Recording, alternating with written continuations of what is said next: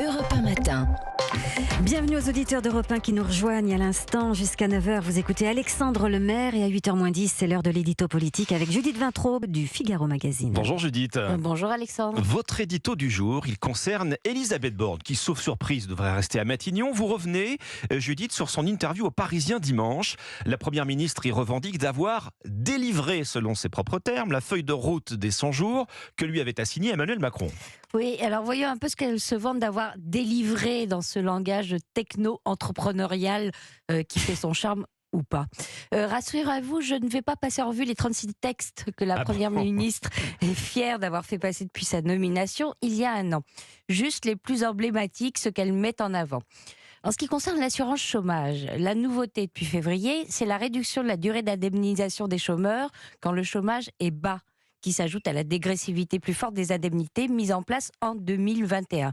Le tout fait évidemment hurler les syndicats de salariés, à tel point qu'Elisabeth Borne leur a laissé entendre en mai qu'elle pourrait assouplir certaines de ces règles. Alors qu'est-ce qui va rester de ce texte majeur pour l'emploi ? On verra demain, puisqu'elle les reçoit à Matignon. Effectivement. En tout cas, la Première ministre met aussi en avant de grandes lois qui engagent l'État sur toute la durée du quinquennat. Oui, par exemple, la LOPMI, loi d'orientation de programmation du ministère de l'Intérieur. Elle a été votée en janvier et elle programme une augmentation des crédits, des effectifs et aussi un renforcement de l'arsenal juridique pour lutter contre la délinquance jusqu'en 2027. Le problème, c'est que depuis que le Parlement l'a adoptée, il y a eu les émeutes qui ont montré que la loi n'était pas à la hauteur du défi sécuritaire auquel nous sommes confrontés. C'est-à-dire à quel niveau ? C'est-à-dire que créer 8500 postes de policiers et gendarmes sur 5 ans, ça ne suffira pas pour combler des décennies de sous-recrutement. La LOPMI prévoit par exemple la création de 200 nouvelles brigades de gendarmerie fixes et mobiles.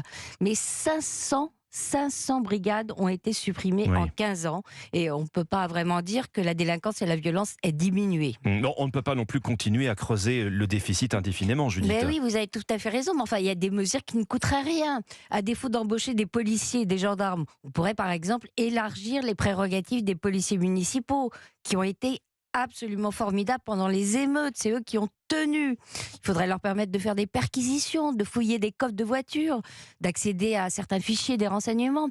Ils sont 20 000. Ce serait quand même un sérieux renfort pour nos 150 000 policiers et nos 100 000 gendarmes.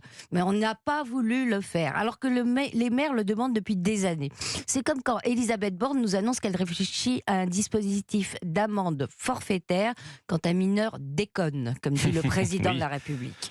Alors que la dernière réforme de la justice des mineurs est entrée en vigueur en mars. Après tout, ne dit-on pas 20 fois sur le métier, remettez votre ouvrage ? Oui, on dit aussi faire et défaire, c'est toujours travailler. Mais essayer de bien faire du premier coup, ça économiserait du temps et des polémiques inutiles. Comme pour la future loi immigration, par exemple, qu'Elisabeth Borne nous promet pour l'automne, mais dans laquelle elle se refuse à introduire certains éléments majeurs.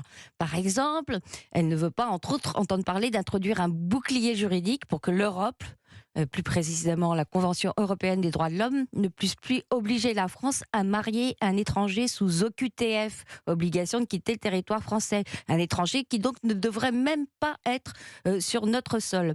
Si cette loi passe, ça sera la 30e loi sur l'immigration depuis 1980. Devinez quoi ? Il ne restera plus qu'à en faire une 31e. Merci Judith Vintraube du Figaro Magazine et à demain sur Europe 1, 7h50. À demain.